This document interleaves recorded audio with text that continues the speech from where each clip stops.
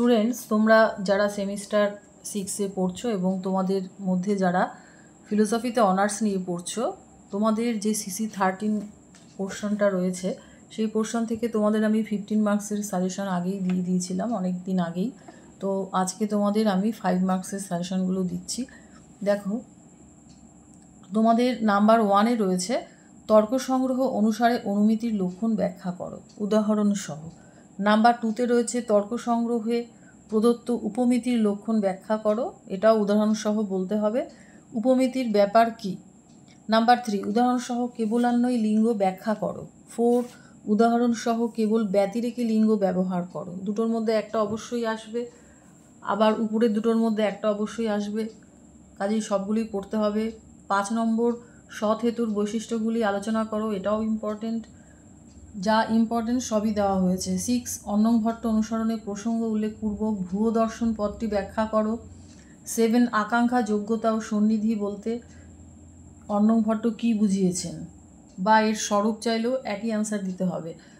8 পক্ষতার স্বরূপ আলোচনা করো। 9 তর্ক সংগ্রহে প্রদত্ত উপাধির লক্ষণটি সংক্ষেপে আলোচনা করো। নাম্বার 10 লক্ষণ আর লক্ষণ উদাহরণ সহ আলোচনা করো। নাম্বার 11 তর্ক সংগ্রহ অনুসারে পক্ষ, স্বপক্ষ, বিপক্ষের লক্ষণ দৃষ্টান্ত সহ ব্যাখ্যা করো। 12 অন্যায় ব্যতিরেকী হেতুর গমকত্বের প্রযোজক ধর্মগুলির সংক্ষিপ্ত পরিচয় দাও। 13 তাৎপর্যানুপপত্তি লক্ষণাবীজম ব্যাখ্যা করো। আচ্ছা, 14-এর যে কোশ্চেনটা রয়েছে সেটা আমি রিপিট করেছি, যেটা নাম্বার 10-এ রয়েছে, কাজেই এটা তোমরা পড়ছো না।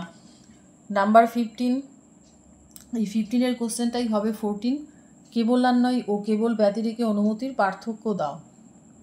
আর 16 হবে 15 হেত্যাভাস। তোমরা হেত্যাভাসটা 15 মার্কসের পড়ে রাখবে। অনেকেই হয়তো কলেজে প্রজেক্ট করেছো, তো তোমাদের তো নিশ্চয়ই এই কোশ্চেনটা পড়াও হয়ে গেছে।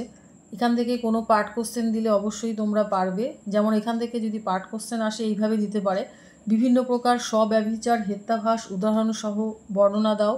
নাম্বার 2 উদাহরণসহ আশ্রয়াসিদ্ধ ও স্বরূপাসিদ্ধ হেত্যাভাসের মধ্যে পার্থক্য ও সাদৃশ্য দেখাও। তারপর এই যে দুটো কোশ্চেন তোমাদের আমি দিয়েছি পার্ট কোশ্চেন হিসেবে আসতে পারে, সেগুলো তোমাদের লাস্ট ইয়ারের কোশ্চেন থেকেই আমি দিয়েছি, কিন্তু এই দুটো ছাড়াও কিন্তু অন্যরকমভাবেও দিতে পারে, কাজেই তোমাদের বড় কোশ্চেনটা পড়ে নেওয়াই ভালো। তো ওটা আমি তোমাদের দিয়ে দেবো, হয়তো অ্যান্সার হিসেবে দেওয়া হয়নি, আমি তোমাদের পরে দিয়ে দেবো। আর নাম্বার 3-তে যে কোশ্চেনটা আছে সেটা গত 2 বছর ধরে কিন্তু এগুলো আসছে, করতে দিচ্ছে লজিক, এগুলো তোমরা প্র্যাকটিস করবে। পক্ষ সাধ্য হেতু নির্দেশ করে হেতুটি কোন দোষে দুষ্ট তা ব্যাখ্যা করো বা হেত্যাভাস নির্ণয় করো। এই যে হেত্যাভাস দিয়ে 15 মার্কসের কোশ্চেনটা খুব ভালো করে পড়লে সবই পারা যাবে, এই লজিকগুলোও করতে পারবে তোমরা।